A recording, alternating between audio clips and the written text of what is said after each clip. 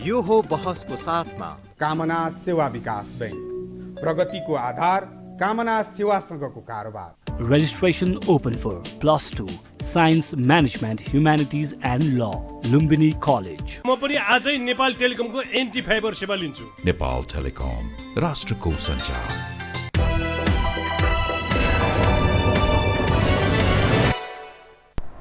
नमस्कार, यो बहसमा म यहाँहरूलाई हार्दिक स्वागत गर्दछु। जीवराम भण्डारी। आज यहाँहरू सामुन्ने उपस्थित हुनुहुन्छ डाक्टर बेदुराम भुषाल। उहाँ महासचिव हुनुहुन्छ नेकपा एकीकृत समाजवादीका, त्यसै गरी राष्ट्रिय सभामा नेकपा एकीकृत समाजवादीका दलका नेता पनि हुनुहुन्छ। उहाँसँग आज म समसामयिक विषय उठान गर्ने प्रयत्न गर्नेछु। देश स्थानीय तहको निर्वाचनको सन्निकट छ। वैशाख 30 गते स्थानीय तहको निर्वाचन हुँदैछ। सत्ता गठबन्धन 5 वटा दल चुनावी तालमेलका लागि घनीभूत छलफलमा छन्, तर त्यो मोडालिटी अर्थात् विधि अहिलेसम्म पनि कसरी तालमेल गर्ने त्यो विधिको बारेमा अझै तय भएको छैन। यसरी हेर्दाखेरि नेपाली काङ्ग्रेस अलिक फरक ढङ्गले सोच्दैछ कि क्या हो भन्ने रूपमा अलिक शङ्का गर्ने स्थिति पनि सायद गठबन्धन दलभित्र बनेको हुन सक्छ, तर त्यो कतिपय बाध्यात्मक स्थिति होला। म आज उहाँसँग स्थानीय तहको निर्वाचन, आगामी चुनाव, देशको आर्थिक अवस्था, समसामयिक राजनीतिक घटनाक्रम, डे टु डे मानिसहरूमा छाएको त्यो नैराश्यता, राजनीतिप्रति हेर्ने एक खाले दृष्टिकोण, बन्दै गएको दृष्टिकोण, समग्र विषय उठान गर्ने प्रयत्न गर्नेछु। सर्वप्रथम म उहाँलाई स्वागत गर्छु। स्वागत छ यहाँलाई। हस्, धन्यवाद सर। अब म सिधै कहाँ प्रवेश गरेँ भने चुनाव त एकदम निकट आइसक्यो। तपाईहरू चुनावी तालमेल गर्ने भनिरहनु भएको छ, खास गरी सत्ता गठबन्धन 5 दल बीच, तर त्यो अहिलेसम्म मोडालिटी, त्यो विधि कसरी तालमेल गर्ने भन्ने बारेमा अझै तय नभएको देखिन्छ। यो के अलिक समस्या पैदा भयो हो? समस्या नै त होइन। यो स्थानीय चुनाव भएको हुनाले हामीले सकेसम्म हाम्रा स्थानीय कमिटीहरूले नै निर्णय गरून् भन्ने चाहिरहेका छौँ। स्थानीय तहबाट निर्णय हुन सकेन भने त्यस्तो अवस्थामा माथिल्लो तहले निर्णय गर्नु स्वाभाविकै हुन्छ। सकेसम्म चाहिँ स्थानीय तहलाई नै, स्थानीय तहका पार्टी कमिटीहरूलाई नै यो तालमेल गर्ने जिम्मा दिउँ। यो कठिन बाटो हिँड्नुभयो तपाईँहरू अहिले यसो हेर्दा? होइन, कठिन त होला, तर यो लोकतान्त्रिक बाटो हो। फेरि कमिटीहरू स्थानीय चुनाव लड्ने, चुनावमा सारा योजना बनाउने, परिचालन गर्ने सबै जिम्मा स्थानीय कमिटीहरूकै हुन्छ, पार्टीहरूको। त्यो जिम्मा लिने कमिटीहरूले उम्मेदवारको चयन गर्ने सन्दर्भमा आफ्नो भूमिका निर्वाह गर्न पाएनन् भने त्यसले अलिकति अप्ठ्यारो स्थिति ल्याउन पनि सक्ला भन्ने हिसाबले हामीले स्थानीय तहमै सकेसम्म टुङ्ग्याउँ भनेर भनिरहेका छौँ। स्थानीय तहलाई जिम्मा दिन खोजेको हो। त माथिबाट चाहिँ के गर्ने? माथि तपाईँहरू जो दिनानुदिन बैठक चलिरहेको छ, आज पनि फेरि 4 बजे बस्ने भन्नुभएको छ, यो के कुरा मिलिरहेको छैन अथवा के भइरहेको छ बताइदिनु। माथिल्लो तहमा मूलतः नीतिगत कुरा नै भइरहेको छ अहिलेसम्म। जस्तै हिजो एउटा अपिल जारी गऱ्यौँ, यो आधारमा हामी जाँदैछौँ भनेर। अरू पनि कतिपय नीतिगत कुराहरू माथिल्लो तहमा भइरहेका छन्। बैठक हामी बस्न त बस्छौँ, तर छोटो समय बस्छौँ, 1-2 घन्टाको बैठक बस्छौँ, त्यसमा धेरै छलफल भइहाल्दैन। अब 5 वटा दलका प्रतिनिधिले अन्ततोगत के फुस्सा हुने त होइन? अब यो स्थानीय तहलाई छोडिदिने, जो जता जे हुन्छ त्यसै भनेर सकिएन है भन्ने स्थिति त पुग्ने त होइन? त्यस्तो त नपुग्ला, त्यस्तो त मैले सम्भावना देख्दिनँ।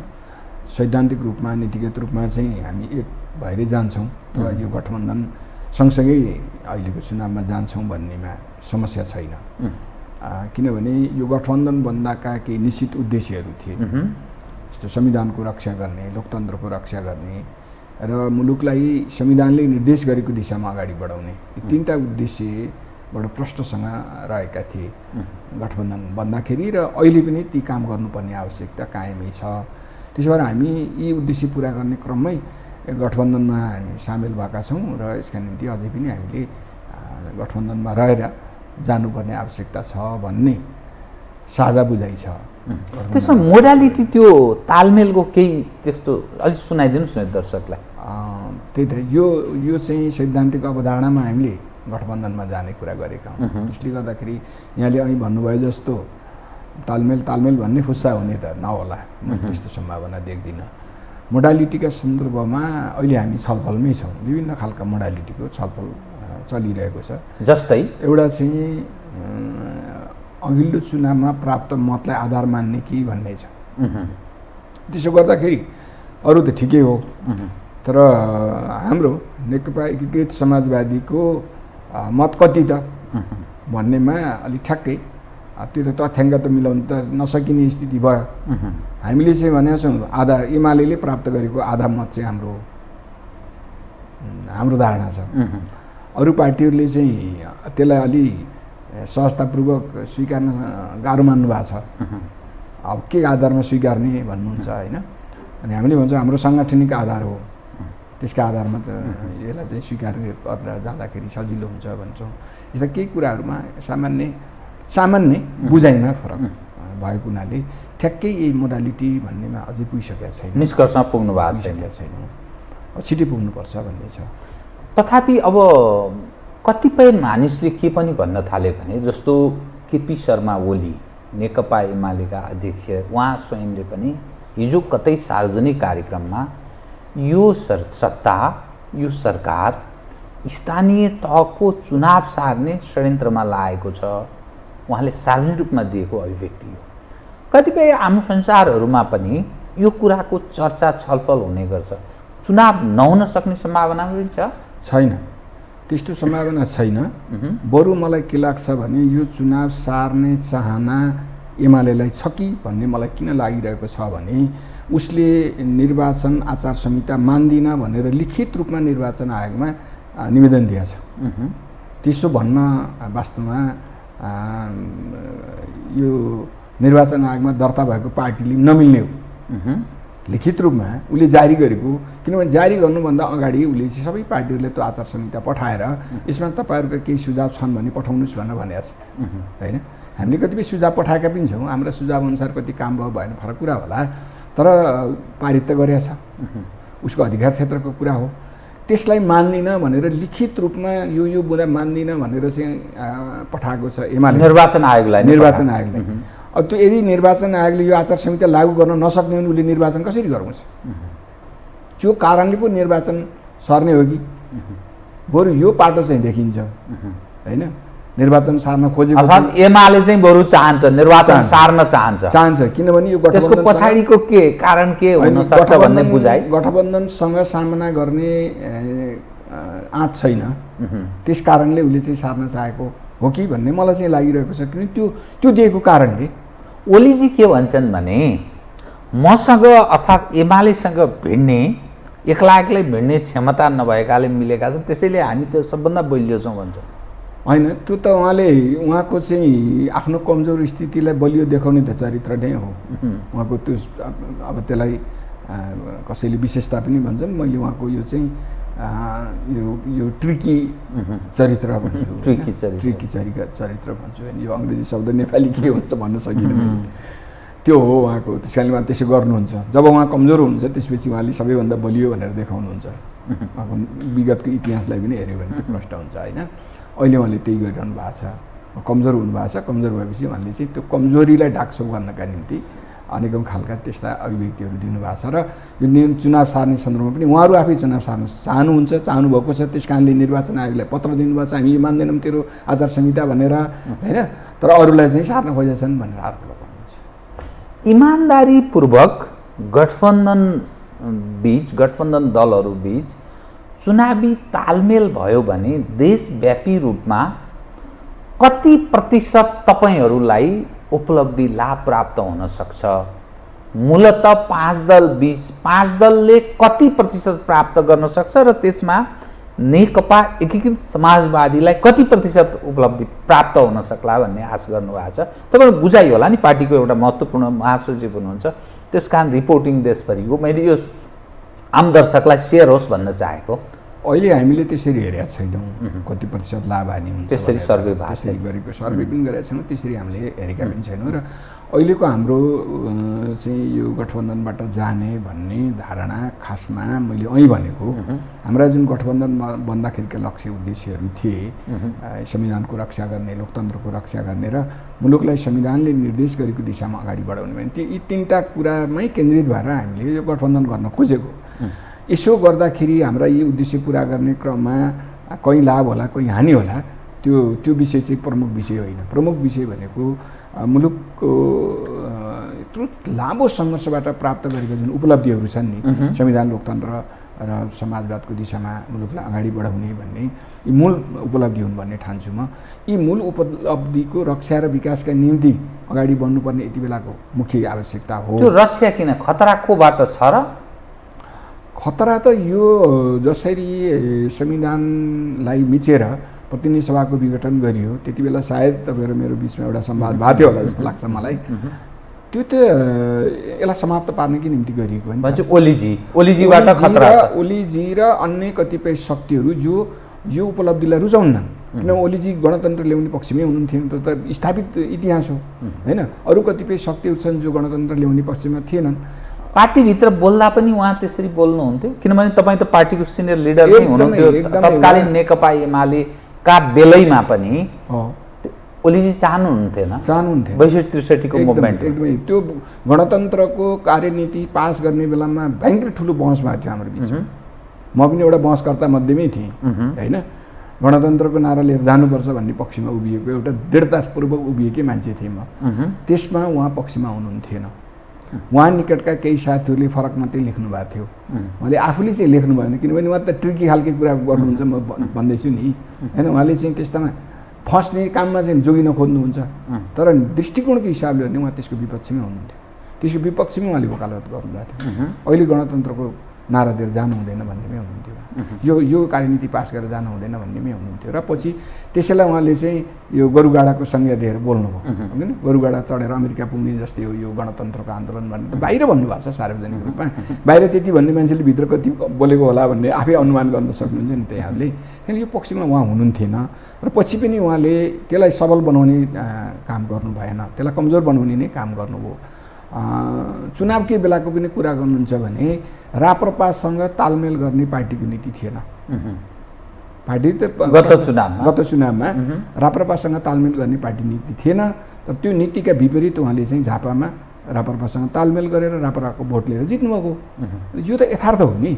त्यसले उहाँ अहिले पनि त उहाँको तालमेल कोसँग हुँदैछ, कुरा त आइरहेकै छ नि। राप्रपासँग हुँदैछ, जुन गणतन्त्रको पक्षमा त छैन नि। गणतन्त्र पक्षमा नहुनु भनेको अहिलेको उपलब्धिको रक्षा नगर्ने पक्षमा हुनु हो भन्ने कुरा त प्रष्टै हुन्छ। अहिले यस्तो जुन खालको प्रवृत्ति देखा परेको छ कि यो चाहिँ अहिले स्थापित व्यवस्थालाई भत्काएर जान सकिन्छ, भत्काउनु पर्छ भन्ने जुन प्रवृत्ति देखा परेको छ, त्यो प्रवृत्तिका विरुद्धको हो यो गठबन्धन। त्यस कारणले हामीले चाहिँ मूलतः यसमा केन्द्रित भएर छलफल गरेका छौँ, यसमा केन्द्रित भएर नै हामी अगाडि बढ्न खोजेका छौँ। यसरी बढ्दाखेरि अब लाभ हानि कति हुन्छ त्यो चाहिँ हामीले हेरेका छैनौँ।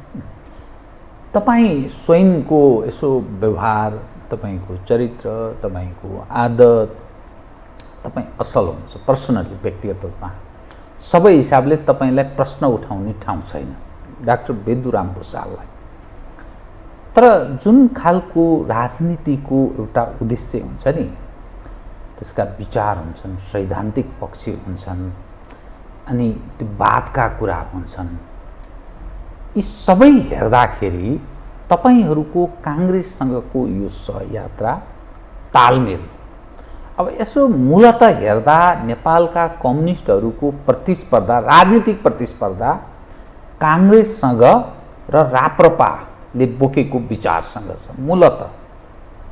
अब काङ्ग्रेस, अब राप्रपा अहिले कमजोर देखिन्छ, भोलिका दिनमा इतिहासमा को कमजोर को त्यो भन्न सकिँदैन, इतिहास अलग छँदैछ।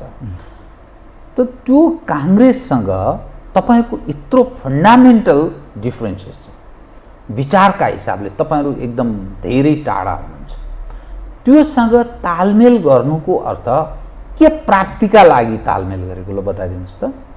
राजनीतिको जुन नीतिहरूको राजा राजनीति त्यो विचारले तपाईँले मुलुक हाँक्ने, समाजलाई एउटा रूपान्तरित गर्ने, जनताको नेतृत्व गर्ने त्यो खालको हो नि। स्वयं तपाईँलाई म कुनै अपमान गर्ने ढङ्गले म भाषा प्रयोग गर्न चाहन्न पनि, गर्दिनँ पनि, गर्नु पनि हुँदैन। तर के प्राप्तिका लागि ल भन्नुहोस् त, काङ्ग्रेस जस्तो पार्टीसँग तपाईँको तालमेल? राजनीतिक दलहरूका दुई खाले उद्देश्य हुन्छन्। एउटा चाहिँ दीर्घकालीन, जसलाई हामी अधिकतम लक्ष्य भन्छौँ होइन। अर्को तात्कालीन, अर्थात् अहिले तत्काल गर्ने, तत्काल के गर्ने, तत्कालका उद्देश्यहरू के हुन्, तत्कालका लक्ष्यहरू के हुन् भनेर दीर्घकालीन या अधिकतम लक्ष्यहरू के हुन् भन्ने दुईवटा कुरा हुन्छ।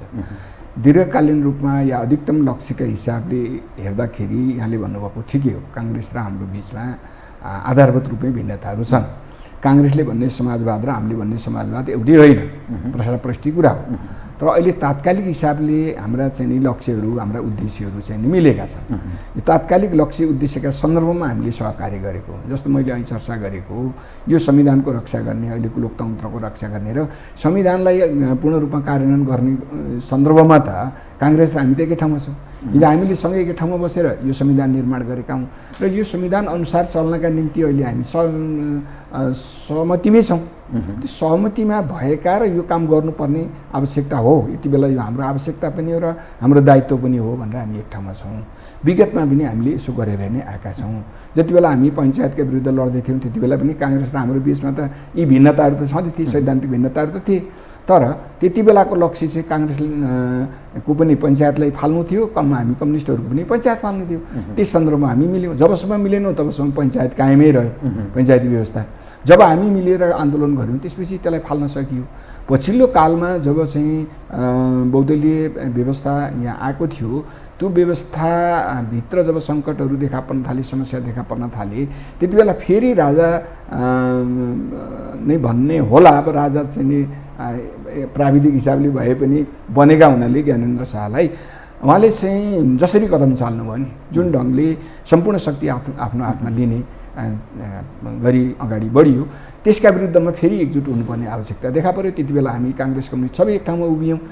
फेरि अहिले आएर चाहिँ जब यो हाम्रा अहिलेका उपलब्धिहरू सङ्घीय लोकतान्त्रिक गणतन्त्र र यो सङ्घीय लोकतान्त्रिक गणतन्त्रको स्थापना गर्ने संविधानका विरुद्धमा जब गतिविधिहरू हुन थाले, त्यति बेला हामीले चाहिँ यो संविधानको रक्षा यति बेलाको हाम्रो कर्तव्य हो, हाम्रो यति बेलाको यो चाहिँ दायित्व हो र यो लोकतान्त्रिक व्यवस्थाको रक्षा गर्नु यति बेलाको हाम्रो दायित्व हो र यो संविधानलाई पूर्ण रूपमा कार्यान्वयनको दिशामा लानुपर्ने हाम्रो दायित्व हो भन्ने ठाउँमा हामी एक ठाउँमा आयौँ। यो उद्देश्य, यो तात्कालिक उद्देश्य र तात्कालिक हाम्रो कर्तव्य यो हो भनेर हामी एक ठाउँमा रहेका हौँ। त्यसले गर्दाखेरि हाम्रा कति तात्कालिक भनेको यो कहिलेसम्मको तात्कालिक भनेको 5 वर्ष 10 वर्ष अथवा के? यो जुन खालको अवस्था छ यो अवस्था विद्यमान रहेसम्म भनेपछि त्यो त अनन्तकालसम्म जाने हो। यो त अलिक काट्य भाषा भन्छ नि, गाउँतिर वकिलहरू हुन्छ नि, अहिले फट्याङगिरी गर्ने हो। त्यस्तो नहोला, सधैँभरि चाहिँ रहँदैन। किनभने मलाई लाग्छ संविधान निर्माण भएपछि, संविधान निर्माण गर्दा हामी काङ्ग्रेस कम्युनिस्ट एक ठाउँमा थियौँ, सबै अरू शक्तिहरू पनि थिए भनौँ।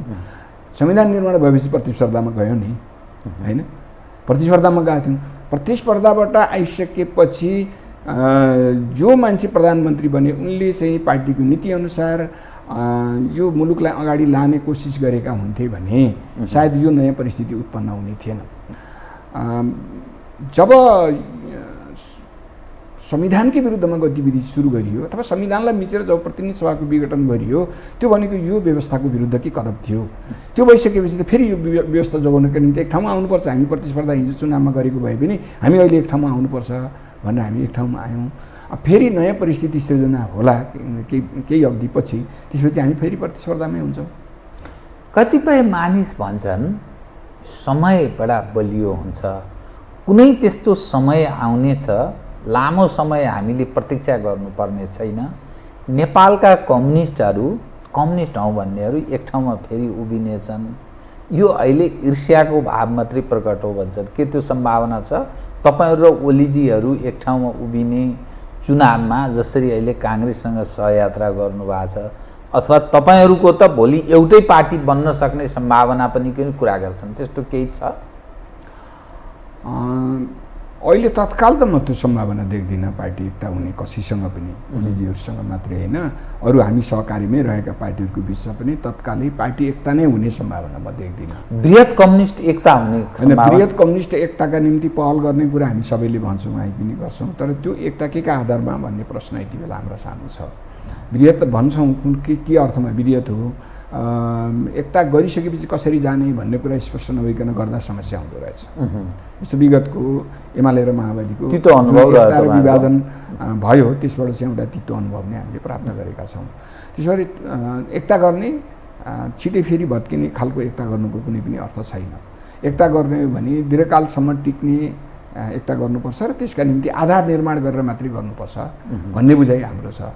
त्यो आधार अहिले बनिसकेको छैन, अब भविष्यमा गएर बन्यो भने होला। तपाईले बारम्बार के गौरव गरिरहनु भएको छ भने यो प्राप्त उपलब्धि, यसको रक्षा, संविधानको रक्षा र उपलब्धिको रक्षाका लागि एक ठाउँमा भन्नुभएको छ नि। यो समग्रमा हेर्दा जसलाई जुन चिजलाई लोकतन्त्र भनिएको हो अथवा तपाईहरू जसलाई भनिरहनु भएको छ त्यो कथनी र करणीमा मेल खाँदैन। देशमा आर्थिक अराजकता छ, बहुत मानिस दुखी छन्, तपाईँ आफैले बेहोर्नु भएको होला। डेलिभरी सरकारले केही प्रदान गर्न सक्छ, यति दुखी छन्, यति महँगी बढेर गएको छ, त्यो दिन दुखीलाई सम्बोधन हुन सकेको छैन। एक दोस्रो, संरचनाहरू, संवैधानिक संरचनाहरू उप प्रश्न छ, मानिसले प्रश्न गरिरहेका छन्। संवैधानिक निकाय कार्यपालिका उप कति प्रश्न छन्, कति प्रश्न छन्। नियुक्तिका सवाल हेर्नुहोस्, राजदूतहरूको अहिलेको यो विभिन्न ढङ्गले जुन प्रस्ताव भएको छ त्यो हेर्दै मानिस ओहो हो यस्ता यस्ता मानिसहरू, रामप्रसाद मानन्दर जस्ता, सरदार यदुनाथ खनाल जस्ता, सरदार भीमबहादुर पाण्डे जस्ता अब एक से एक होनहार व्यक्तिहरू, मातृका प्रसाद कोइराला देशको प्रधानमन्त्री, त्यस्ता त्यस्ता व्यक्तिहरू राजदूत बनाएका थिए शासकहरूले एक समय, भैबहादुर थापा। तर अब हुँदा हुँदा यस्ता अनुहारका मानिसलाई राजदूतमा यसरी राजदूतको कुरा गर्छ। नियुक्तिहरूमा त्यस्तो देखिन्छ। संसद छ, संसद चल्दैन, जनताका समस्या उप छलफल हुँदैन। न्यायालयको यस्तो कन्तव्यजोग लगेर प्रधान न्यायाधीशमाथि महाभियोग लगाइदियो कायते पाराले। अब उहाँ घरमा बस्नु भएको छ, न उहाँ राजीनामा गर्नु छ, न अर्को चाहिँ प्रधान न्यायाधीश छ। यसरी गैर जिम्मेवार ढङ्गले हेर्दा सम्पूर्ण क्षेत्र डिफङ अर्थात् छेद विच्छेदको स्थिति देखिया छ। यो कुरालाई तपाईँहरू जो लोकतन्त्रको रक्षा भन्नुहुन्छ, संविधानको संरक्षण भन्नुहुन्छ, कसरी बनेको सर? ल बताइदिनुहोस् त। यी सबै समस्याहरू लोकतन्त्र र संविधानले ल्याएका समस्या होइन। यी समस्या सञ्चालकहरूले ढङ्ग नपुर्याएका छन्। अनि सञ्चालकै त तपाईँहरू हुनुहुन्छ, तपाईँको पार्टी छ त।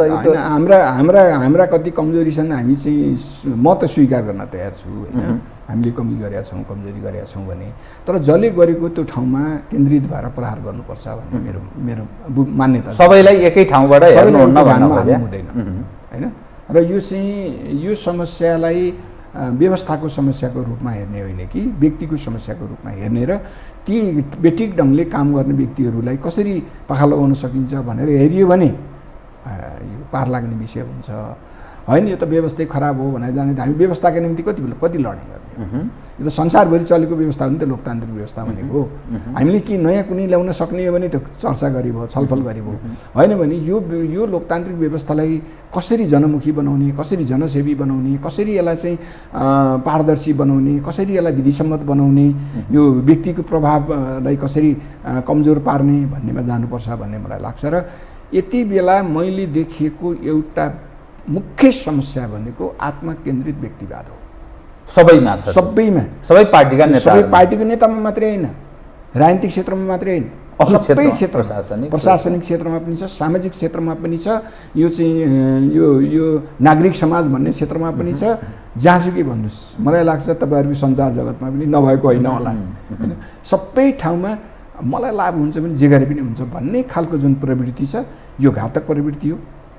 यो वास्तवमा देशका निम्ति क्यान्सर हो। हेर्नुहोस्, यसका विरुद्ध प्रहार गर्न सकियो भने यो जुन लोकतान्त्रिक व्यवस्था यसलाई सबल बनाएर जान पनि सकिन्छ।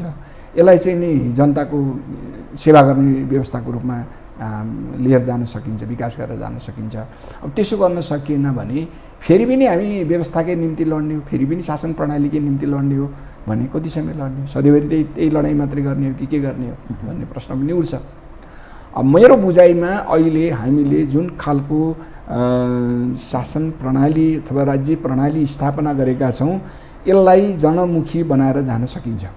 यसभित्रका समस्याहरू के हुन् भन्ने कुराको पहिचान बाधकको जनमुखी हुनबाट बाधा कसले सिर्जना? व्यक्तिहरू नै हो, नेतृत्वमा रहेका व्यक्तिहरू। भनेपछि अयोग्य नेतृत्व नेपाली समाजमा हावी छ, यसको अर्थ गलत नेतृत्व। अहिलेको नेतृत्वमा म सबै त भन्दिनँ, ठुलो हिस्सामा व्यक्तिवादी यो आत्मकेन्द्रित व्यक्तिवाद भनेर मैले जे भनेको छु यसको अर्थ खराब व्यक्तिहरू राजनीतिमा हावी भए, स्वार्थी व्यक्तिहरू, स्वार्थी आफ्नो व्यक्तिगत स्वार्थमा लिप्त भएका मान्छेहरू, चाहे तपाईँले राजनीतिको कुरा गर्नुहोस्, चाहे प्रशासनिक क्षेत्रको कुरा गर्नुहोस्, चाहे अरूतिर हेर्नुहोस्, सबै ठाउँमा म त्यस्तो देख्छु। हरेक मान्छे आफूलाई लाभ हुन्छ भने जे पनि गर्छ। पदहरू खरिद बिक्रीका विषय हुन् भने कि राजनीतिक पद, तपाईँले राजदूतको कुरा गर्नुभयो, अरू प्रशासनिक निकायका नियुक्तिका, संवैधानिक निकायका नियुक्तिका पदहरू खरिद बिक्री भएपछि के हुन्छ? यो व्यवस्थाको दोष हो र? व्यवस्थाको दोष त होइन, ती खरिद बिक्री गर्नेहरूको, व्यापार गर्नेहरूको दोष हो भन्ने ठान्छु म चाहिँ। किन्नेहरू पनि दोषी हुन्, बेच्नेहरू पनि दोषी हुन्। बेच्नेलाई मात्रै दोष लगाएर त्यो कसले मोनिटरिङ गर्ने त? त्यो यसको अर्थ त हाम्रो त्रुटि नै त्रुटि छ भन्ने अर्थ लाग्छ। त्यो कसैले गलत गर्यो, कुकृति गर्यो, प्रमाणित कतिपय कुराहरू, प्रमाणित हुने कुराहरू सार्वजनिक भएका छन्, तर कारबाही गर्ने हिम्मत होती याउ कसैले? कारबाही अब यो प्रशासनिक हिसाबले अथवा संवैधानिक कानुनी हिसाबले कारबाही भन्यो भने जन हिसाबले कारबाही हुनु पर्यो। जनताले त्यस्ता मान्छेहरूलाई पहिचान गर्नु पर्यो। त्यस्ता मान्छेहरूलाई चाहिँ उनीहरू कुन कुन जिम्मेवारीमा छन् ती जिम्मेवारीबाट बाहिर निकाल्ने पहल गर्नु पर्यो। त्यो पनि त बाटो छ नि। जनताको अवस्था कस्तो दुरावस्थाको कुरा छ भने ठुलो सङ्ख्याका खास गरी जो युवा पुस्ता छ, युवा युवती, ठुलो हिस्साका मानिस विदेशमा छन्। जो मानिस छन् त्यो स्वार्थी तत्त्व, मैले यो तपाईँसँग लक्षित छैन, म अहिले पनि बारम्बार भनिरहेको छु, तपाईँको कुनै दोष छैन, तपाईँ महत्त्वपूर्ण जिम्मेवारीमा हुनुहुन्छ, तपाईँ जस्तो व्यक्तिलाई दोष दिने आधार पनि रहँदैन। तर समग्रमा जुन खालका मानिसहरू नेपालको राजनीतिमा हावी छन् त्यो यसो हेर्दाखेरि यीबाट चल्दैन अब, र जस्ता मानिस राजनीतिमा आकर्षित हुँदै हुँदै हुँदै गएका छन्, सामान्य मानिस जनताको प्रतिनिधि हुन सक्ने, उठ्ने र चुनाव जित्ने त्यो सामर्थ्य पनि नराख्ने अवस्था, त्यति महँगी, त्यस रूपमा खर्च हुने एकजना काङ्ग्रेसको त जिम्मेवार नेताले डाक्टर शशाङ्क कोइरालाले उहाँले सार्वजनिक भनिदिनु भयो, मैले त गत चुनावमा 6 करोड खर्च गरेका थिएँ संसदीय चुनावमा। अब त्यो यस रूपमा नेताहरू सार्वजनिकमा व्यक्त गर्न थाले, अभिव्यक्तिहरू यसरी दिन थाले। यसको अर्थ सामान्य मानिसका लागि यो चुनाव भएन। कसरी यो लोकतन्त्र जनताको पक्षमा रह्यो बताइदिनुहोस् त। अब यो बुझाइ आम जनतामा भयो भने, मैले जे भनिरहनु भएको छ नि, यो बुझाइ आम जनतामा भयो भने के हुन्छ? पैसा दिने, पैसा खर्च गर्नेलाई भोट नदेऊ भन्ने अभियान चलाउन सकिन्छ सकिँदैन? जनतामा त्यो तहको चेतना पनि विकास हुनु पर्यो र त्यो भूमिका चाहिँ सञ्चार जगतले खेल्नु पर्यो। जसले पैसाको कुरा गर्छ, पैसा जसले खर्च गर्छ त्यसलाई भोट नदेऊ भन्ने अभियान चलाउँ त के हुन्छ? अनि यति गैर जिम्मेवार हुनु मिल्छ शशाङ्कजी? त्यसो उहाँले चाहिँ कानुन कठघरामा जाने कि नजाने त्यत्रो खर्च गर्नुभएको हो। आज आएर भन्ने हो कि त्यति बेला खर्च विवरण बुझाउने बेलामा निर्वाचन आयोगमा बुझाउनुपर्छ। यो पनि मलाई के लाग्छ भने अलि बढी चढाइ गरेर उहाँले चाहिँ भनेको हो कि भन्ने मलाई लाग्छ। यदि गरेकै हो भने म यो कुरा मान्छु कि निर्धारित सीमाभित्र रहेर खर्च गरेर कसैले पनि चुनाव सबैको त्यस्तै छ, सक्दैन त म मान्छु। तर उहाँले त्यत्रो चाहिँ 5-5 करोडको कुरा जे गर्नुभएको छ, 6 करोड 6 करोड भन्नुभएको छ, 6 करोड आज आएर भन्ने हो कि उहाँले सुरुमै निर्वाचन आयोगमा बुझाउनुपर्छ। त साँच्चै इमान्दार हो भने त जति बेला खर्च बुझाउनुपर्छ त्यति बेला बुझाउनु परेन? यो पनि हेर्नुहोस्, मलाई अलि त्यो कस्तो के गर्न खोज्नु भएको भने म त यो चाहिँ त्यति उहाँको साँच्चै इमान्दार कुरा हो जस्तो मान्दिनँ होइन। अर्को कुरा मैले देखेको यो पैसा निर्णायक हुने जुन छ नि स्थिति, त्यसलाई कसरी कमजोर पार्ने भनेको यो जनचेतना अभिवृद्धि गरेर नै हो। जनतामा यो चेतनाको विकास गरौँ कि जसले पैसा लिएर आउँछ अथवा ठुलो खर्च तामझाम गर्छ नि त्यस्तोलाई चुनाव नदिएर एउटा सादा सिधा खालको मान्छेलाई चाहिँ टिकट के भन्छ चुनावमा जिताएर पठाइदिउँ न त, त्यो खालको अभियान चलाउँ न। साँच्चै सुधार्न चाहेको भने सुधारको एउटा यो अभियान चलाऊ, त्यसमा म सामेल हुन तयार छु। यो त तपाईँले जनताको तहमा जनता आफै सचेत हुनुपर्ने कुरा गर्नुभयो। यो देशमा करप्सन छ, बेइमानी छ, बदमासी छ, त्यो ट्रान्सपरेन्सी इन्टरनेसनलले पनि नेपालको सन्दर्भमा भन्यो यो भ्रष्टहरूको देश हो। त त्यो नियन्त्रण गर्नका लागि त्यो कदम चाल्ने सवालमा अर्थात् सरकार आफै स्वयं त्यो भूमिका निभाउने सवालमा नेतृत्व पङ्क्तिमा रहेका मानिसहरूको त्यो भूमिका देखिँदैन। यो कसरी यो सिस्टम चल्छ बताइदिनुहोस्। यो वास्तवमा भ्रष्टाचार मैले अहिले भनेको जुन यो चाहिँ आत्मकेन्द्रित व्यक्तिवाद भने त्यस्तै अर्को एउटा बाहर हो हाम्रो मुलुकको। मैले पहिला पनि यहाँसँग चर्चा गराएको छु जस्तो लाग्छ। यो भ्रष्टाचार गर्ने कति छ भनेर खोज्नुभन्दा नगर्ने कति छ भनेर खोज्नु पो सजिलो हुन्छ कि त्यो ठाउँमा हामी पुगिसक्यौँ। त्यस्तो चाहिँ भएको छ होइन। त्यो चरित्र नै भ्रष्ट भयो के। जब समाजको हरेक क्षेत्रमा त्यो चरित्र प्रमुख भएर गयो भने त्यो त अनियन्त्रित हुन्छ। कसले नियन्त्रण गर्ने, कसले नगर्ने, यस्तो वास्तवमा यो अत्यन्त दुःखदायी स्थिति पैदा भएको छ। यो साँचो कुरा हो यहाँले उठाउनु भएको। यसलाई कसरी हो त हामीले नियन्त्रण गर्ने? यसलाई सरकारी संयन्त्रहरूले गरेन, अरू उपाय के हुनसक्छ? यो फेरि यो भ्रष्टाचार कुनै नयाँ कुरा पनि भएन, पहिल्यैदेखि स्थापित भएर आएको त्यो बढेर गएको छ, झनपछि झन बढेर गएको छ। त्यसलाई कसरी नियन्त्रण गर्ने, कसरी कम गर्दै गर्दै लिएर जाने भन्ने बारेमा जुन उचाइबाट छलफल हुनुपर्ने त्यो भइरहेको छैन। अब ट्रान्सपेरेन्सी इन्टरनेसनलको पनि यहाँले जुन जोड्नु भयो नि, ऊ आफै कति ट्रान्सपेरेन्ट छ त्यो पनि हुँदो रहेछ कि। ठिक छ, त्यो प्रश्न हो, त्यो प्रश्न त्यहाँ पनि उठ्छ कि। भने सर्वत्र यो प्रश्न उठ्यो। पारदर्शिता सबै ठाउँमा आवश्यक हो। सबै ठाउँमा पारदर्शी व्यवहार गर्ने स्थिति सिर्जना कसरी गर्ने हो, यो अर्को एउटा ठुलो चुनौतीको पनि विषय छ। र त्यसमा पनि जनचेतना अभिवृद्धि गरेर नै जनताको तहबाट नै यो प्रवृत्तिलाई प्रहार गर्न सकियो भने पार लगाउन सकिएला। तर कुनै अर्को संयन्त्रले गरेर पार लाग्छ जस्तो मलाई किन लाग्दैन भने जो संयन्त्रको कुरा हामी गर्छौँ त्यही भित्र त्यही समस्या छ भने कसरी हुन्छ? तपाईँलाई म अलिकति विगतसँग जोड्न चाहेँ है। त्यो तपाईँको पार्टी नेकपा एकीकृत समाजवादीले पनि विगतमा बेहोरेको देखेको, तर त्योभन्दा अझ अगाडिको विषय तत्कालीन तपाईँहरू एमालेमा रहँदा देखेको बेहोरेको घटना, जुन प्रचण्डजीको नेतृत्वमा रहेको नेपाल कम्युनिस्ट पार्टी अहिले भएको माओवादी के अन्त तत्कालीन माओवादी छ नि। एक समयमा प्रचण्डजीले के कदम चाल्नुभयो भने आफ्ना अनुयायीहरू मार्फत पशुपतिको मूल पुजारीका बारेमा विवाद सिर्जना गरिदिनु भयो। अर्को एउटा तनावको स्थिति सिर्जना भयो एक समय। त्यसपछि फेरि उहाँले कटुवाल प्रकरण प्रारम्भ गर्नुभयो, जसका कारण उहाँ आफै बाहिरिने स्थिति बन्यो। 2, अहिले उहाँको अर्थमन्त्री हुनुहुन्छ जनार्दन शर्मा। अब उहाँको माध्यमबाट गभर्नरलाई निलम्बन गरिदिनु भयो, जसलाई अस्त्र बनाएर ओलीजी हिँडिरहनु भएको छ। आर्थिक क्षेत्र डावाडोल छ, सम्पूर्ण बर्बाद छ। त त्यही मुद्दा लिएर उहाँ राजनीतिक लाभको सायद एउटा हत्कण्डाको रूपमा पनि प्रयोग गर्दै हुनुहुन्छ। जुन प्रचण्डजी जुन विगतदेखि गरिरहनु भएको छ नि, यो समग्रमा हेर्दा समाजमा के तपाईँलाई लाग्दैन तपाईँहरू जो सहकारी गरिरहनु भएको छ उहाँहरूसँग समाजमा उथल पुथल ल्याउने, अलिकति बवण्डरको अवस्था सिर्जना गर्ने, तनाव सिर्जना गर्ने यस्तो प्रयत्नमा लागेको जस्तो त्यो विगतदेखि वर्तमानसम्म जोडेर हेर्दा तपाईँलाई त्यस्तो लाग्दैन? यी सबै घटना एक आपसमा जोडिएका त छैनन् होला, पृथक पृथक नै हुन् भन्ने मलाई लाग्छ। अब उहाँको काम गर्ने कार्यशैलीका कतिपय पक्ष आलोच्य छन् भन्ने नै लाग्छ मलाई पनि। आलोच्य छन् भन्ने नै लाग्छ होइन। अब एउटा पार्टीको नेताको बारेमा योभन्दा बढी मैले बोल्नु उपयुक्त ठान्दिनँ। जहाँसम्म अहिलेको समस्या सङ्कट भनौँ न, आर्थिक क्षेत्रमा जुन सङ्कट पैदा भएको छ, यो चाहिँ अन्तर्राष्ट्रिय क्षेत्रमा आएको सङ्कटको नै प्रभाव हो, हाम्रो मात्रै पृथक होइन भन्ने बुझ्छु मैले।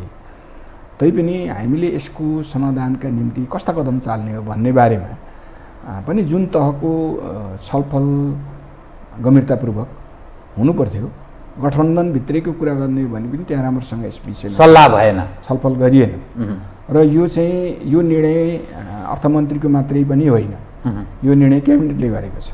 अर्थात् प्रधानमन्त्री मूलत जिम्मेवार छ। प्रधानमन्त्रीले हिजो आफै जवाफ दिनुभएको छ, सरकारसँग मिल्न नसक्ने गभर्नरलाई कारबाही गर्नै पर्ने भयो नि भनेर आफै पनि बोल्नु भएको छ होइन। त्यहाँले यो सरकारको निर्णय छ।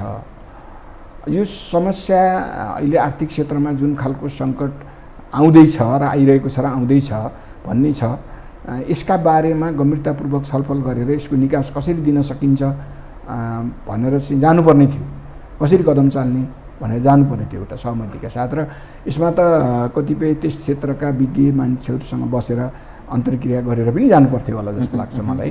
छलफल गरेर यस्तो सङ्कट अब आइरहेको छ, यो अन्तर्राष्ट्रिय क्षेत्रमा आएको सङ्कटले हाम्रो अर्थतन्त्रमा पारेको यो प्रभाव हो, यसलाई कसरी हामीले चाहिँ यो प्रभावलाई कसरी न्यून गर्ने, कसरी हामीले यसको सामना गर्ने भन्ने ढङ्गले छलफल गरेर अलिक गम्भीरताका साथ अगाडि बढेको भए सायद यो खालको विवाद हुने थिएन होला। कसैलाई कारबाही नै गर्नु पर्यो भन्दा पनि अब यो आवश्यकता भयो भन्ने हुन्थ्यो होला। त्यो नगरेको हुनाले सरकारले एक प्रकारले ठाडो कारबाही जस्तो गरेको हुन्छ। यो कारबाही नै त भएन, छानबिनको विषय भयो होइन। छानबिनबाट उहाँले कमजोरी गरेको अथवा गल्ती गरेको नदेखिए त कारबाही त थप कारबाही हुन्न होला। अहिले त छानबिनको कुरा प्रक्रियामा छ, निलम्बित हुनु प्रक्रियामा छ। छानबिनको प्रक्रिया भएको हुनाले स्वतः निलम्बित हुनुभएको छ, त्यति मात्रै हो। अब के हो त्यो छानबिनबाट रिपोर्ट पनि आउला। अहिले हतारमै हामीले चाहिँ उहाँले गल्ती गर्नुभएको या होइन भन्न पनि सकिएन। र सरकारले निर्णय गर्ने सन्दर्भमा चाहिँ जुन गम्भीरताका साथ दल गठबन्धनमा पनि छलफल गर्ने र सम्बन्धित क्षेत्रका विज्ञहरूको पनि राय सल्लाह सुझाव लिएर जाने काम गरेको भए राम्रो हुन्थ्यो भन्ने लाग्छ। त्यस्तो चाहिँ देखिएन, त्यो चाहिँ कमजोर पक्ष हो भन्ने लाग्छ मलाई। महाप्रसाद अधिकारी एउटा व्यक्तिको कुरा छोडिदिनुहोस्, त्यो विषय अलग हो, त्यो गल्ती गरेका छन् भने उनी भागीदार हुन्छन्, ठिकै छ। तर सवाल के रह्यो भने त्यसको ढुकुटी रीतिदो छ। वैदेशिक मुद्रा सञ्चिति हाम्रो 6 महिनाका लागि पनि त्यो कुनै खरिद गर्नु पर्यो भने त्यो त्यस्तो अभावको स्थितिमा हामी प्रवेश गऱ्यौँ। एकपछि अर्को सङ्कट अब हाम्रा सामुन्ने त्यस्तो ठाउँमा हामी प्रवेश गर्दैछौँ, तबाह हुँदैछ है भन्ने यस्ता प्रश्नहरू बारम्बार उठिरहेका छन्। जुन स्थितिमा हामी देशको आर्थिक अवस्थाको मानिसहरू अर्थविदहरू सार्वजनिक रूपमा बोलिरहेछन्, सबै मानिस आग्रही पूर्वाग्रही भएर बोलेका छन् जस्तो मलाई लाग्दैन। त यो पक्षका बारेमा त्यति गम्भीर छ शासक पक्ष, सत्तारूढ दल, गठबन्धन भन्ने त अर्थ लाग्दैन थियो सबै घटनाले हेर्दा। होइन, सामान्य चिन्तन नभएको, सामान्य छलफलै नभएको पनि होइन, भएको छ। तर मैले अहिले भने जस्तै जुन उचाइबाट, जुन गम्भीरताको उचाइबाट हामीले छलफल गर्नुपर्थ्यो यसलाई, र योसित सरोकार राख्ने पक्षसँग पनि बसेर छलफल गर्न सकिन्थ्यो भन्ने लाग्छ मलाई। त्यो चाहिँ कमी रहेकै हो। अझै पनि मलाई के लाग्छ भने यो एउटा राष्ट्रिय सङ्कट हो। यसमा कसैले कुनै पक्षलाई दोष दिएर पार लाग्ने विषय हो जस्तो मलाई लाग्दैन। अन्तर्राष्ट्रिय जगतमा आएको खास गरी कोभिडले पारेको प्रभाव न हो यो। सबै अन्तर्राष्ट्रिय जगतमा कोभिड र अहिले चाहिँ रसिया र युक्रेन बिचको लडाइँले पनि केही प्रभाव पारेको भनिन्छ होइन, लगायतका अन्तर्राष्ट्रिय क्षेत्रका कतिपय घटनाहरूले परिस्थितिले सिर्जना गरेको। अब यसलाई चाहिँ कसरी सामना गर्ने भन्ने त्यो त राष्ट्रिय सङ्कट हो नि, त राष्ट्रिय विषय पनि त हो नि, राष्ट्रिय छलफलको विषय पनि हो। त्यस हिसाबले अझै पनि राष्ट्रिय स्तरमै विभिन्न पक्षसँग बसेर छलफल गरेर यससँग सरोकार राख्ने पक्ष, राजनीतिक पक्ष होला, अरू पक्ष जो हुन्छ सरोकार राख्ने पक्षसँग बसेर छलफल गरेर यसको निकास कसरी दिन सकिन्छ भनेर जानु नै अहिलेको यो जुन परिस्थिति सृजना भएको छ यसबाट अगाडि बढ्नुपर्ने कुरा हो भन्ने मलाई लाग्छ। तपाईहरू कसरी यो लोकप्रियता आर्जन गर्न सक्नुहोला, सर्भाइभ गर्नुहोला? मैले यस कारण भनेको कि तपाईहरूको पहिचान भनेको हामी एउटा गरिब दिनदुखीकोलाई ख्याल गर्ने पार्टी अर्थात् कम्युनिस्ट हौँ भन्ने तपाईँहरूले आफ्नो आइडेन्टिटी त्यही रूपमा पेश गरिरहनु भएको छ। अनि हामी देशभक्त हौँ भन्ने पनि तपाईँहरूको दाबी छ। बारम्बार त्यही कुरा तपाईँहरू भन्नु। विगतदेखि के भनिरहनु भयो भने भारतीय विस्तारवाद, अमेरिकी साम्राज्यवाद, यो स्लोगन म त्यो क्याम्पस पढ्दाको पनि म गुन्जिरहेको त्यो अखिलका विद्यार्थीहरूले लगाएको नारा त्यो मेरो कानमा अहिलेसम्म पनि गुन्जिरहेको छ। त यसरी सरर हेर्दाखेरि के देखिन्छ भने त्यो अपवित्र प्रकृतिको साँठगाँठ नेपालका कम्युनिस्टहरूको ती पक्षसँग छ, चाहे भारतसँग भन्नुहोस् चाहे पश्चिमा देशहरूसँग भन्नुहोस्, हरेक घटनाले त्यसरी जोडिन्छ। काङ्ग्रेस त त्यो उदाङ्गै छ, सर्वाङ्गै छ, काङ्ग्रेसलाई के भन्ने, ऊ त हरेक कुरामा एडभोकेसी नै गर्छ, म हो मलाई के आपत्ति छैन भन्ने रूपमा, तथापि पनि उसलाई आश्चर्य त मलाई लाग्छ, तथापि पनि मानिसले भोट हाल्दैछन् अझै पनि। त यो जो दृश्य छ नि, अब तपाईँहरूको त नारा पनि सिद्धियो जस्तो लाग्छ। मेरो बुझाइ, यसको जवाब दिनु होला तपाईँले। गरिब दिन दुखीको हेर्ने भनेको गरिबको हालत यस्तो छ, सुकुम्बासी यो अवस्थाबाट गुज्रिरहेका छन्, गरिब र धनी बिचको दूरी बढेको छ। तपाईँलाई म फेरि पनि दोष दिन्न, राजनीतिक नेतृत्व यति अराजक छ, यति सुविधाभोगी छ, त्यो हेरेर मानिस तिनछक परेका छन्, आश्चर्यचकित भएका छन्। देशभक्तिको कुरा गर्ने, अस्तिसम्म तपाईँहरू एमसिसी उप अलग धारणा राख्नु भएको थियो, तर प्रकारान्तरले घुमाउरो पाराले भात खाने भन्छ नि, कोही यसरी खान्छन्, कोही यसरी कानबाट यसरी घुमाएर यसरी खाने पनि हुन्छन् नि, त त्यसरी तपाईँहरू एमसिसी अनुमोदन गरेर आउनु भएको छ। विश्व समुदायमा एउटा अविश्वासको स्थिति, भन्छन् मानिस उत्तर पनि असन्तुष्ट भयो नेपालका कम्युनिस्टहरू पर, ऊ आफै चकित खायो, नेपालको कम्युनिस्टहरू छक्क परियो भन्छन् रे चिनियाहरू। त यो समग्र दृश्य हेर्दा तपाईँहरूले आफ्नो आइडेन्टिटी कसरी बचाउनुहुन्छ, त्यो मतदाता जो वर्गको कुरा गर्नुहुन्थ्यो, त्यो वर्गलाई कसरी आकर्षित गर्न सक्नु होला, कसरी बचाउनु होला? अब हामीले चाहिँ विदेशी सन्दर्भमा, विदेशी शक्तिहरूको विश्लेषण गर्ने सन्दर्भमा, विदेशी मुलुकहरूको पनि विश्लेषण गर्ने सन्दर्भमा विगतमा कहिले के भन्यो भन्ने कुरा त हाम्रो इतिहास हो। अहिले त हामी वर्तमानको कुरा गर्नु पर्यो।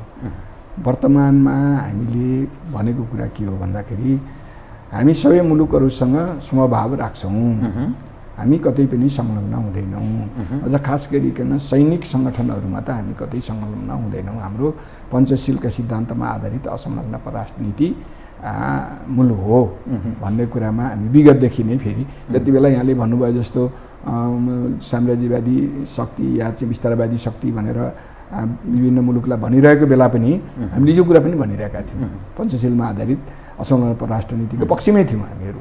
आज पनि हामी त्यो पक्षमा छौँ र त्यति बेलाका तात्कालिक नारा थिए, जति बेला यहाँले विद्यार्थी कालमा गुन्जिएको अहिले पनि छ भन्दै हुनुहुन्छ, ती तात्कालिक थिए।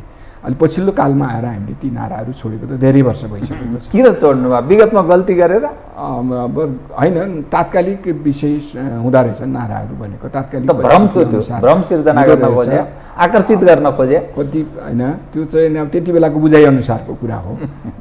भ्रम कुरा आकर्षण गर्ने त हो नै, तर भ्रमको कुरा थिएन।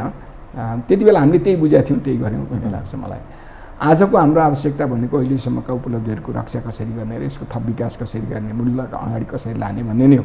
त्यसो गर्ने क्रममा यहाँले चाहिँ जुन वर्गीय राजनीतिको कुरा गर्नुभएको छ, वर्गीय राजनीति कमजोर भएको छ, यो म यहाँसँग सहमत छु। अहिले चाहिँ नि यो अरू खालका यो समावेशी लोकतन्त्र भन्ने जस्ता विषयहरू जसरी आए, यो विषयले पनि ओझेलमा पारेको छ वर्गीय राजनीतिलाई।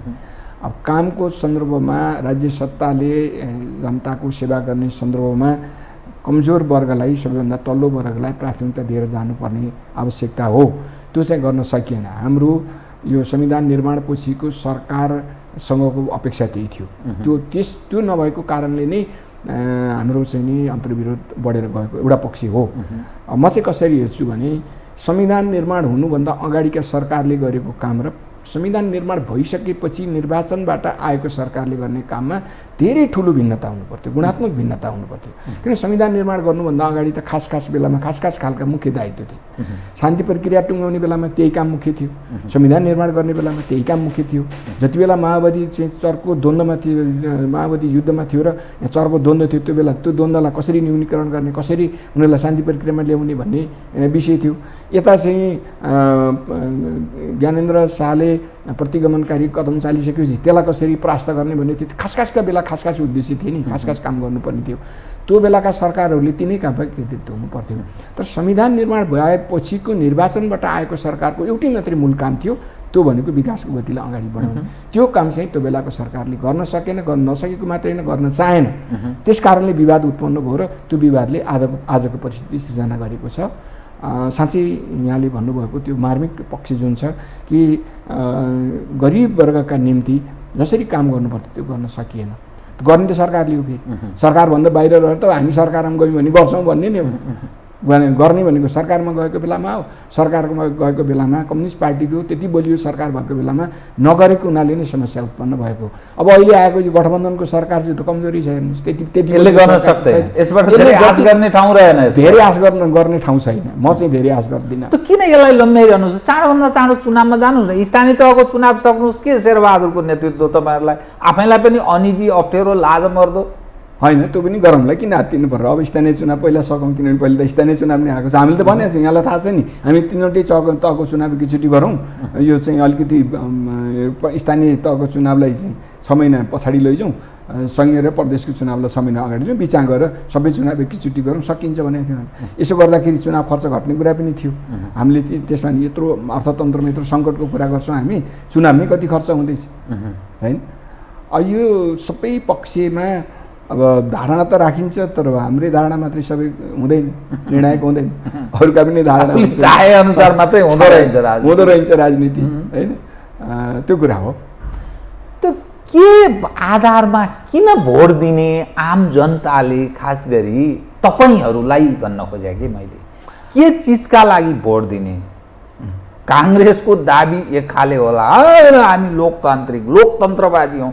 के हो लोकतन्त्र भनेको? लोकतन्त्र भनेको लोकतन्त्र हो भन्छ नि काङ्ग्रेस। अब त्यस्तै अब कम्युनिस्टहरू तपाईँ कतिपय हामी सर्वहाराको अधिनायकत्व यहाँ विगतमा उही तपाईँले अघि हामीले चर्चा गरे चाहिँ भारतीय विस्तारवाद, अमेरिकी साम्राज्यवाद, अनि एउटा यहाँ नेपालको राष्ट्रवादको कुरा, देशभक्ति कुरा जुन गर्नुहुन्थ्यो, त के प्रयोजनका लागि भोट अब कास्ट गर्ने भन्न खोजे? अनि हिजोदेखि हामीले जे प्रतिबद्धता जाहेर गरेर आएका छौँ त्यसमा हामी अहिले पनि प्रतिबद्ध छौँ। फेरि पनि हामीले जनताको विश्वास प्राप्त गर्न सक्यौँ र हामीले चाहिँ काम गर्ने ठाउँमा पुग्न सक्यौँ भने त्यो हाम्रो प्रतिबद्धताका अनुसार नै हामी काम गर्नेछौँ। त्यसरी काम नभएकै कारणले हाम्रो बिचमा यत्रो ठुलो मतभेद भएको छ, विवाद भएको छ, विभाजन पनि भएको छ भने हामी त्यसका निम्ति प्रतिबद्ध छौँ, त्यसमा हामीले काम गर्छौँ भन्ने नै हो हाम्रो कुरा। अब दोस्रो भनेको चाहिँ अब जनताले कसरी पनि हेर्ने होला भन्दाखेरि विगतका भूमिकालाई पनि हेर्ने होला, विगतदेखिका कतिपय भूमिकाहरूलाई पनि हेर्ने होला। एक्लै सरकार बनाएको बखतमा के भयो, अरूसँग मिलेर बनाउँदाखेरिको के भयो भनेर पनि छानबिन गर्ने होला। जनता सामु त हामी सबैलाई चिन्ने हाम्रा व्यवहारहरू सधैँ छन् नि। अब जनताले चिनेर व्यवहार गर्ने हो, चिनेर साथ दिन उपयुक्त ठाने दिने हो, उपयुक्त नठाने दिने हो। त्यो जनताको स्वतन्त्रताको कुरा हामीलाई नै दिनुपर्छ भने हामीले भनेर पनि हुँदैन, अरू कसैले मलाई नै दिनुपर्छ भनेर दिने कुरा पनि हुँदैन। अब जाने हो आफ्ना कुराहरू लिएर जनताको बिचमा। अब जनताले पत्याए विश्वास गर्यो भने मत पाउने हो, अब पाएनन् दिएनन् भने जनताले हाम्रो कुरालाई नपत्याएर विश्वासै नगरेर मत नदिए चाहिँ जहाँ राख्छन् जनताले त्यहीँ बस्ने हो। कटु यथार्थ, कटु सत्य। तपाईँको मनपर्ने पक्ष नै मलाई सबभन्दा राम्रो त्यही नै हो। त यो एउटा चाहिँ म तपाईँसँग यो विषय उठान गर्नै चाहेँ, अलि जोडका साथमा यो विषय उठान गर्नेछु। एमसिसी को जसलाई सहयोग, अनुदान सहयोग भनिएको छ, भलै यो लगानी हो कि अनुदान हो त्यसका बारेमा छलफल गर्ने त त्यो गर्ने आफै गरिरहँ। एमसिसीका सवालमा तपाईँहरू जुन धारणा राख्नुहुन्थ्यो, झलनाजीको नेतृत्वमा रहेको कार्यदलले जुन रिपोर्ट सार्वजनिक गर्यो, एमसिसीका कारण नेपाल ठ्याक्कै दुई ध्रुवमा विभाजित भए नेपाली जन। ठुलो हिस्साका मानिस यो एमसिसी हाम्रा लागि गलपासो हो, यसका कारण चिनिया पनि उत्तेजित हुन्छ, अमेरिकीहरूको नियत ठिक छैन, भोलि अप्ठ्यारो पर्छ है। त्यो जनधारणा, त्यो ठिक होला या नहोला, त्यो जनधारणा रह्यो। तर घुमाउरो पाराले यसरी एमसिसी को अनुमोदन भयो कि अब मानिसहरू दुविधामा परे। भोलिका दिनमा जो त्यो एमसिसी को विरोधी जुन जनमत छ, त्यो भोलि साँच्चै मानिसले त्यसरी अडेर भोट कास्ट गर्ने स्थिति सचेत मानिसले, मतदाताले ख्याल गरेको हुनसक्छ। यसले तपाईँहरूलाई ठुलो घाटा, ड्यामेज गर्छ जस्तो लाग्दैन? त्यो एउटा पाटो भयो, अर्को चाहिँ एमसिसीको पाटो आफैमा एमसिसी के थियो भन्ने पाटो पनि छ र हामीले कसरी उठाएका थियौँ विषय भन्ने पनि छ। हामीले भनेका 2-3टा कुरा थिए। एउटा त एमसिसी सबभन्दा हाम्रो चासोको विषय चाहिँ त्यो आइपिएस भन्ने जुन छ इन्डो पेसिफिक स्ट्राटेजी त्यससँग जोडिएको भने हामी त्यसलाई साथ दिन सक्दैनौँ भन्ने थियो हाम्रो। तपाईँ के निष्कर्षमा पुग्नुभयो त? त्योसँग जोडिएको छैन भन्ने निष्कर्षमा तपाईँ उनीहरूले जसरी छलफलहरू भए, जसरी प्रश्न उठिए र त्यसका समाधानका सन्दर्भमा जे जवाफहरू प्राप्त भए त्यो सबै हेर्दा र स्वयं त्यो सम्झौताको कपीहरू हेर्दाखेरि त्यससँग जोडिएको छैन। अब व्यावहारिक रूपमा भोलि समस्या उत्पन्न भयो भने छुट्टै कुरा हो। लिखित रूपमा सम्झौताको हिसाबले हेर्दा र अहिले पारित गर्ने सन्दर्भमा भएका छलफल त्यहाँ आएका जवाफहरूलाई हेर्दाखेरि यो चाहिँ एमसिसी आइपिएससँग जोडिएको छैन भन्ने नै निष्कर्षमा हामी पुगेका हौँ। त्यो पुगेर नै हामीले त्यसो भए ठिकै छ भनेका हौँ, पहिलो कुरा। दोस्रो, हामीले के भनेका थियौँ भने हामी कुनै पनि यो अन्तर्राष्ट्रिय सैन्य सङ्गठनमा हामी सामेल हुँदैनौँ। मैले अहिले पनि भने हामी पञ्चशीलको सिद्धान्तमा आधारित असम नीतिमै रहन्छौँ। यसमा दखल पुग्ने हो भने हामी सहमत हुँदैनौँ भनेर हामीले भनेको। त्यसमा पनि कुनै त्यस्तो छैन भन्ने आयो नै स्पष्ट भयो त्यहाँ, होइन। तेस्रो, हामीले के भनेको थियौँ, संविधान हाम्रो संविधानभन्दा पनि माथि हुने यदि हो, यस खालको व्याख्या भएको थियो नि, यदि हो भने त्यो पनि हाम्रा निम्ति स्वीकार्य छैन, हामी स्वीकार्न सक्दैनौँ भनेर भनेका थियौँ। त्यस सवालमा पनि होइन, त्यस्तो होइन भन्ने नै आयो। त्यो लिखित जवाब सार्वजनिक भोलि त्यस्तो दुष्परिणाम निस्क्यो भने के गर्नु? अलिकति सक्छु। त्यसपछि हामीले अर्को के भनेको थियो भने यसलाई हामी यसका प्रावधानकै हिसाबले पनि जस्ताको तस्तै त अलि हामी गर्न सक्दैनौँ भन्ने नै हाम्रो कुरा थियो। यसलाई केही न केही परिमार्जन, केही न केही प्रष्टताको खाँचो छ भन्ने कुरा हाम्रो थियो। यी 3-4वटा कुराहरू नै हामीले उठाएका हौँ। हामीले यसलाई चाहिँ यत्तिकै ठाडै पूर्ण रूपले अस्वीकार गर्ने भनेर पनि भनेका थिएनौँ र यसलाई जस्ताको तस्तै स्वीकार गर्ने पनि भनेका थिएनौँ। हामी त्यही धारणामा थियौँ। छलफल गर्दै जाँदाखेरि मैले અહીં भने कतिपय विषयहरू प्रष्ट पारियो, प्रष्ट भए। त्यसमा हामी त्यो थप बुझ्नुभयो भन्न खोजे, प्रष्ट पारियो मतलब पहिले अलिक बुझिएको थिएन, पछि बुझियो भन्न खोजे। प्रष्टै पार्ने पनि त बुझाउने काम पनि त भयो नि, बुझिएको थिएन, बुझ्ने बुझाउने काम भयो। उनीहरूले त कुनै त्यो सम्झौतामा कुनै चेन्ज गरेका छैनन्, परिवर्तन गरेका छैनन्। अब यस्तो रहेछ, त्यसमा चाहिँ नि 2-3टा जस्तो अन्तर्राष्ट्रिय कानुन र हाम्रो एउटा चाहिँ राष्ट्रिय कानुनै भनौँ, एउटा कार्यविधि निर्देशिका हाम्रो सरकारले पनि बनाएको रहेछ पहिले नै 2017 सालमै। तिनीहरूलाई हेर्दाखेरि यस्ता सम्झौताहरूको कार्यान्वयनमा जाँदा अथवा खास गरी अनुमोदनमा जाँदाखेरि गरिने केही प्रक्रियाहरू, यस्तो व्याख्यात्मक घोषणा भनेर हामीले भन्यौँ, यस्तो गर्न सकिने अन्तर्राष्ट्रिय कानुनी मान्यता रहेको हुनाले त्यस अन्तर्गत जान सकिन्छ भनेर कतिपय हाम्रा चाहिँ यहाँ कानुनकै ज्ञाता, अन्तर्राष्ट्रिय कानुनका ज्ञाता साथीहरूको पनि सुझाव। व्याख्यात्मक घोषणाको खास तुक छैन भन्छन्। होइन, त्यो त आलोचना गर्नेहरूले त भनिहाल्छन्। त्यसलाई चाहिँ एउटा सन्दर्भमा जोडौँला। त्यो व्याख्यात्मक घोषणासहितको निर्णय गरेको भोलिपल्ट यो एमसिसीको तर्फबाट एउटा चाहिँ सार्वजनिक विज्ञप्ति के आयो भन्दाखेरि हामी चाहिँ त्यो डिसिजनलाई एक्नोलेज गर्छौँ भनेर उसले उसको रेटिफिकेसनलाई मात्रै भनेन, त्यसको अनुमोदनलाई मात्रै भनेन कि त्यो अनुमोदन गर्ने प्रक्रियाको निर्णयलाई हामी चाहिँ एक्नोलेज गर्छौँ भन्नुपर्ने, हामी स्वीकार गर्छौँ भन्ने अर्थमा चाहिँ उसले गर्यो। त्यो भनेको यो हामीले यो हाम्रो व्याख्यात्मक घोषणा जुन चाहिँ यस अर्थमा मात्रै यसलाई स्वीकार गर्छौँ है भनेर हामीले भनेका छौँ। विभिन्न बुँदा जुन विवादित बुँदा थिए ती बुँदाहरूको यो व्याख्या अनुसार भएको खण्डमा मात्रै हामी स्वीकार गर्छौँ, यो अर्थमा हामीले अनुमोदन गरेका छौँ भनेर एकै ठाउँ राखेर हामीले निर्णय गरेका छौँ। त्यो व्याख्यात्मक घोषणा र त्यो सम्झौतालाई एउटै निर्णय, एउटै प्रस्ताव, एउटै निर्णय बनाएका छौँ हामीले। यस्तो गर्ने अन्तर्राष्ट्रिय कानुनी मान्यता पनि भएको, कानुनी प्रावधान, कानुनी व्यवस्था पनि भएको र गर्ने गरेको पाइसकेपछि हामीले त्यस आधारमा गरेका हौँ। अब यसको परिणाम दुष्परिणाम निस्क्यो भोलि भने त्यस्तो हुन सक्यो भने हामीले प्रश्न के भनेका छौँ भने यो यस सम्झौतामा कुनै एक पक्षले 30 दिन अगाडि सूचना दिएर यसलाई चाहिँ खारेज गर्न सक्ने अथवा अस्वीकार गर्न सक्ने भन्ने प्रावधान पनि छ।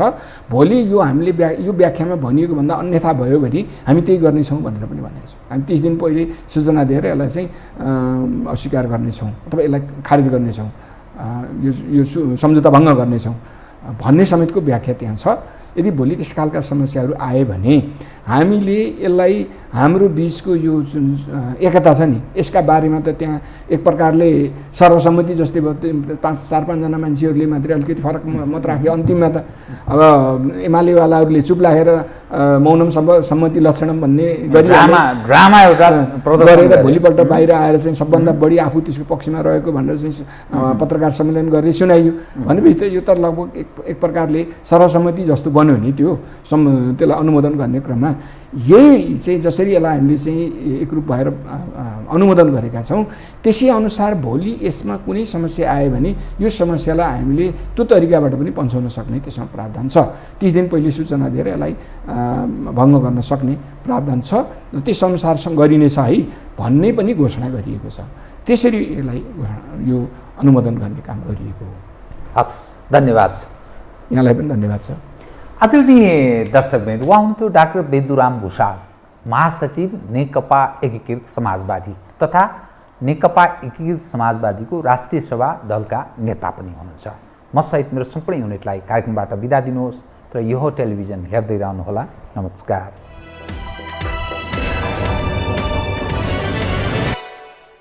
यो हो बहसको साथमा कामना सेवा विकास बैंक, प्रगतिको आधार कामना सेवासँगको कारोबार। Registration open for +2 Science Management Humanities and Law, Lumbini College. म पनि आजै नेपाल टेलिकमको एन्टी फाइबर सेवा लिन्छु। नेपाल टेलिकम, राष्ट्रको सञ्चार।